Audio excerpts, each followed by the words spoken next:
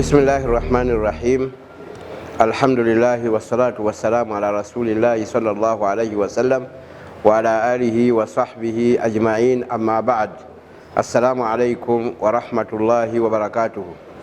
Tendereza Allah subhanahu wa ta'ala nanyini kola ggulu n'ensi, nanyini kutonyesa nkuba, nanyini kuteekawo nsozi ahe n'abeera nga aziwanirira, nanyini kukuza matooke n'ebinyeebwa ne muwogo byonna byonna mu ngeri y'ekyewuunyo, n'abyambazaako ebipaapi byako, emmere n'ebeera munda. Ebyo byonna bampuliriza musana mbeere nga mbiteekako ebirowoozo mbirowoozengako. Ky'olaba nga Allah subhanahu wa ta'ala yatugamba ti falyanzuri linsanu ila taamihi. Obeera ng'okyali awo nga tonakukakasa Katonda, beera ng'olowoozaamu ng'otunuulira emmere gy'olya. Bw'onootunuulira ettooke n'ekitooke mwe kiva, n'otunuulira ne lumonde mu malagala mwe gava, mwava lumonde, n'otunuulira muwogo n'omuti mwava, kijja kuleetera okukakasa ti mu butuufu Allah subhanahu wa ta'ala waali. Ensonga gyenyagadde okwogerako olwaleero nsonga y'abazadde, ng'abazadde mbakubiriza babeere nga basomesa abaana baabwe eddiini. Nkubiriza abazadde bonna abaami n'abakyala batwale ensonga y'okusomesa abaana eddiini nga nsonga nkulu. Lwaki nsonga nkulu? Olw'okubanga Allah subhanahu wa ta'ala yatukola n'atuteeka ku nsi kuno nga tuteekwa kubeera nga tumusinza.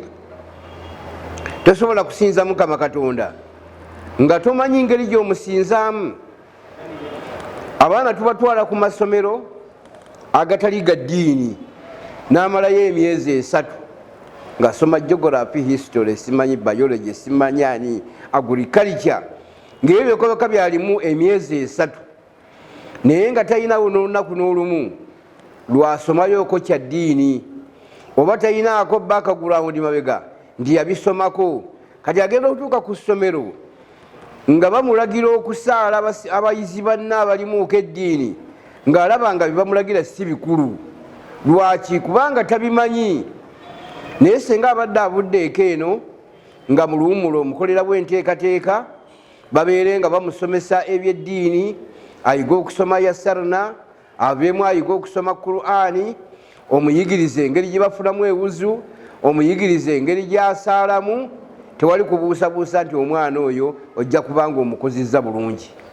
Ne nabbi bw'atu bw'agamba nti muru awladakum bissalati li 7 wadribuhum alaiha li 10 wafarriku bainahum fil madaji. Mulagire abaana bammwe okusaala nga bawezezza emyaka 7.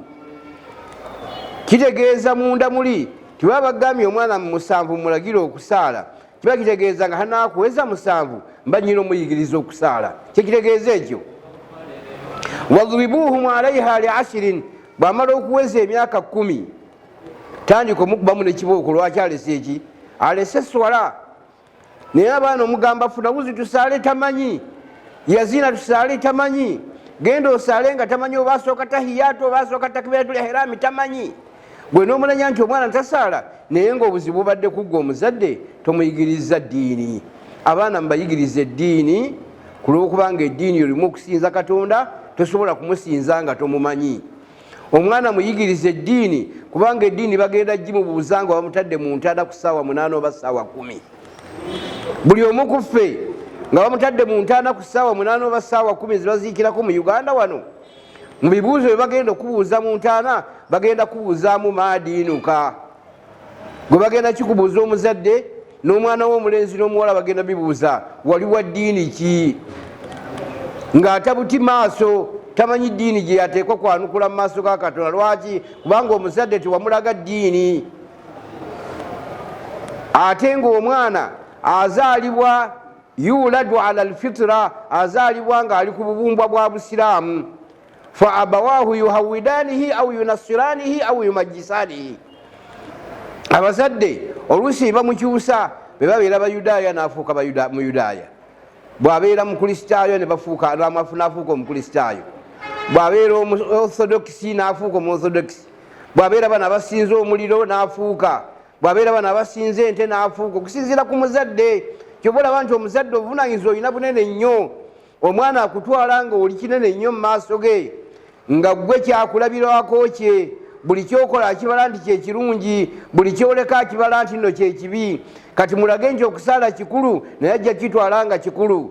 Tokoma mu kumulaga bulazi, muyigirize okubeera nga asaala, muleetere omuwalimu amusomese, wadde mu holidays wiiki emu wiiki ebbiri muteerewo omuwalimu amuyigirize okusaala, amuyigirize okufuna wuzu, agende okuddayo ku ssomero ng'adimandinga abakulu b'essomero nti fe abasiraamu tuli wano mutuwe we tusaalira, fe abasiraamu tuli wano mutukolere ku nteekateeka ey'okusiiba. Naye abaana b'abasiraamu basiiba mu masomero nga tebasaala emyezi 3. Omwana nakomplaininga kusomero tetusaala, omuzadde nogaa nti si kikulu, ze saakutwala kusoma bya ddiini, nakutwala kusoma history na geography, ebyo sooka obireke. Ng'omuzadde gwe okyogera ekyo, bagenda kukubuuza yauma alqiyama, yuta bil ibuni walwaladi yauma alqiyama, bagenda kuleeta omwana ne taatayo ku lunaku lw'enkomero. Omwana agambe Allah saluhu ya rabbi, taata wange oyo mubuuze, lima lam ya'muruni bitaa wa lam yanhani anil masiya. Taata oyo mubuuze lwaki tiyandagira kusaala, lwaki tiyandagira kusiiba, lwaki tiyandagira kweyisa mu mpisa nnungi, lwaki tiyanziiza mpisa mbi, tiyanziiza kubba, tiyanziiza kukwenda, tiyanziiza kubeera mu betingi, lwaki tiyabiŋŋaana.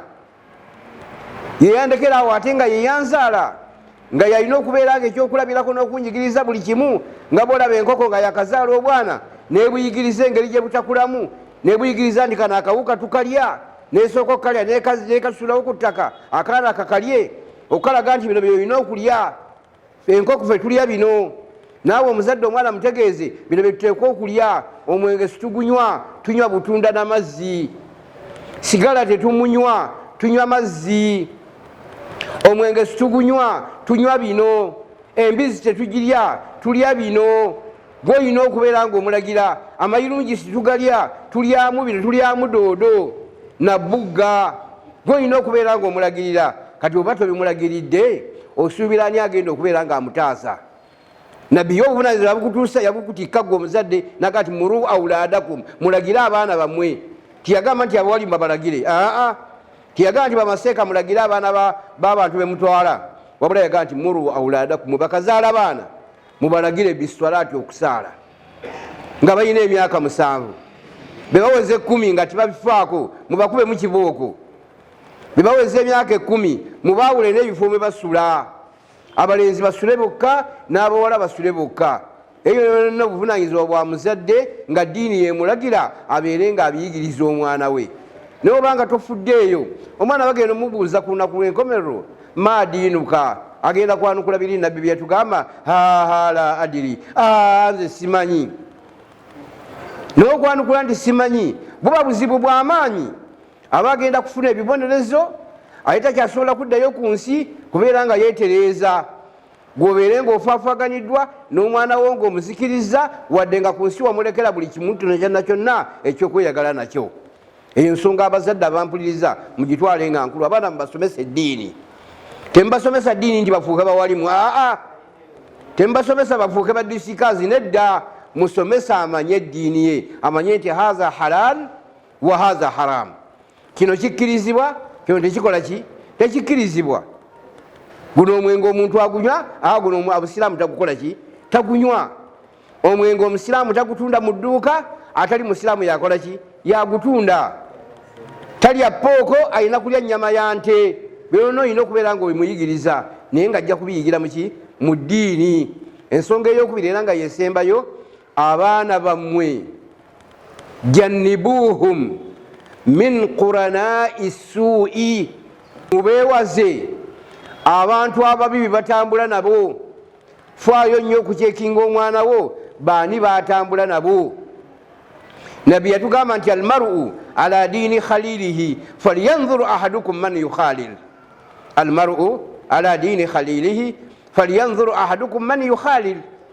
Nti omuntu atambulira ku nzikiriza ya mukwano gwe, akoppa enzikiriza ya mukwano gwe, kale falyanzuru ahadukum, buli omu asooke yekeberemu man yukhalil, ani gwagenda okukolako omukwano.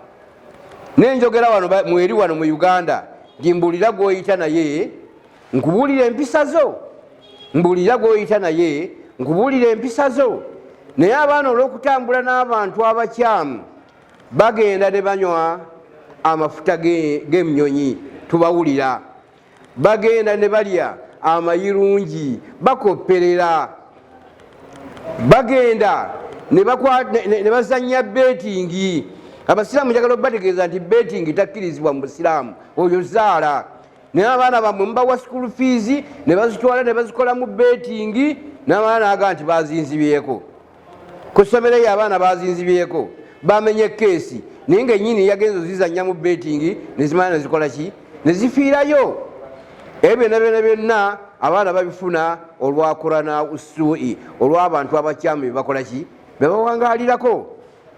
Nabbi yatugamba basalu ljalisi salih waljalisu suu kahamili lmiski wanafikhi lkir, fahamilu lmiski imma an yuhziyaka wa imma an tabtaa minhu wa imma an tajida minhu rihan tayiba. Ti omuntu gwowangala naye nga mulungi n'omubi bafaanagana bwe bati. Bwowangala n'omulungi ofaanaganako ng'omuntu atudde n'omutunzi wa kalifuwa. Bw'otuula n'omutunzi wa kalifuwa, imma an yuhziyaka, ayinza okuwaako, au tabtaa minhu, aba takuwadde oyinza omugulako, au tajida minhu rihan tayiba, bwaba tabikuwadde eyo yombiriri, kale waakiri ovaawo ng'owunya akawo kalungi, kubanga edduuka lyobaddemu libaddemu kawo kakaki kakalifuwa. Bw'owangala n'omuntu omulungi nga busaawa akugamba tusome ku Kulaani, tusaaleyo sunna, tubeere mu muzikiti muno, tubeere nga tusomayo hadiisi, tubeere nga tusomayo Kulaani, oyo abeera mulungi. Naye obanga Kulaani toyinza kugisoma, at least omuyigako ebigambo ebirungi ebiva muki, ebiva mu Kulaani. Naye naga nti ebeerayo omuntu gwobeera naye ng'alinga Nafihul Kiri. Nafihul Kiri ye musajja omukanisi w'obugaali nga ayina gubayita omuvubo mu Luganda. Omuvubo libeera ddiba lyakozesa okufuuwa amanda agookya eggaali ng'ebadde erina weemenyese. Agamba Nafihul Kiri, imma an yuhrika siyabaka, bw'otuula waali obusasisasi bw'omuliro obuvaayo buyinza okwokyera olugoye, au tajida minhu rihan muntina, bw'oba batwakwokyeza muliro, at least ogenda okuvaayo ng'owunya bubi, ng'owunya obukka, owunya amanda, olwokubanga otudde n'omuntu ali mu kikolo kiki ekyokubeera ng'afumba akagaali. N'emikwano begito begibeera. Bw'obeera n'omukwano omulungi ovaayo nga weeyisa bulungi, ebikola byokola okola birungi. Buli ababa wayiriza omusango abantu bakugamba gundi oyo atambula ne mutabani wa gundi, bonna bantu balungi. Naye olw'okubeera nti otambudde n'abakyamu, munno buli lwabba nga naawe bakukima, munno buli lwanyaga nga naawe bakukima, munno buli lwagenda n'alwana n'abawala ku bbowahoolo nga naawe bakukima, kubanga mutambula bumu. Ekisembayo, haziru auladakum min at-taqlid, abaana bammwe mubakole ki, mubeewaze okukopperera. Olabye omuntu ng'asaze omutwe n'asalako eno n'asalako eno, wakati n'alekawo, gwe naawe n'ogenda n'osala. Tomubuuza lwaki abisala. Okwo kukoppa, naye ng'okoppa ekikola kibi. Omwana we singa abadde asubya eddiini yali badde ategeera nti ekyo tekikola ki, tekisaana.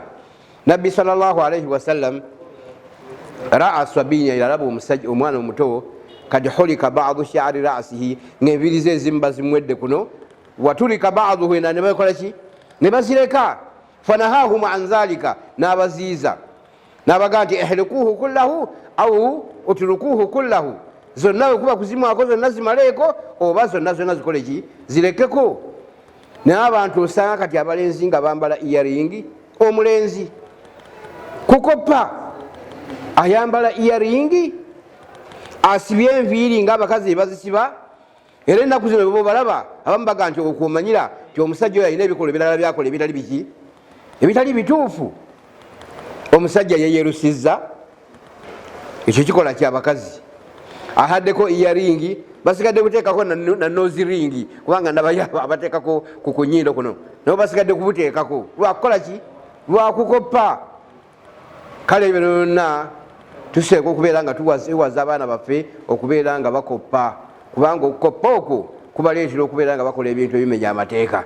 Essaawa eno abantu bambala empale nakikamu ebituli byennyini natambula nga wane vibirira wabweru nawane kugunyulira wabweru nabambadde lwaki kubanga akoppa kubanga alabye abantu nga babyambala nalaba abantu ekapala nga babyambala nalowooza nti ayambadde biki ayambadde birungi ate nga fetumanyi bulijjo nti olugoye bwe lujjamu ekituli lutwala ku kyala nebakubemu ki ekirakka. Kati abantu ate mukibazo okuteekamu ebiraka ate bateekamu butensi ki kituli natambula awo ngaali awo nga buli kituli ku mpale kiyisaki kiyisa empewo egenda ku mubiri naye nga ebijja luddawa kukoppa bukoppi. Kati bwetwewala okukoppa tujja kubeera nga tubeera n'abaana balongoofu abajja okubeera nga bakwesiimisa ate beesiimise ne society gye bagenda okukola ki okuwangaliramu ng'omaze gwe okufa lwokubanga bwebalekawo nga bakyamu bajja kubulako abayamba kati aha omwana waawe mulaasi sijja musobola nze omwana waawe abadde mu bibi sijja musobola omwana waawe abadde munyiwambwe nge sijja musobola ng'omwana waawe naabona ku nsi ngabulwako omuntu amuyamba olw'enneeyisa embi gyabadde yeeyisaamu. Mbaagaliza abazadde mwenna okutwala amaki amawulire gange gembawadde ago nga makulu abaana mubasomesa eddiini. Ekyokubiri okyekinge bantu kibatambula nabo. Ekyokusatu babeere nga beewala okubeera nga bakopperera. Baba baagala okukoppa bayina kukoppa nabbi Muhammadi sallallahu alaihi wasallam lakad kana lakum fi rasulillahi uswatun hasana. Bw'oba oyagala okukoppa koppa nabbi Muhammadi sallallahu alaihi wasallam mu kwambala kwe mu kulya kwe mu kunywa kwe mu kwebaka kwe mu kusaala kwe ojja kubeera ng'oganyulwamu mu maaso ga Allah subhanahu wa ta'ala. Subhanaka Allahumma wa bihamdik nashhadu an la ilaha illa anta nastaghfiruka wa natubu ilaik. Wassalamu alaikum wa rahmatullahi wa barakatuh.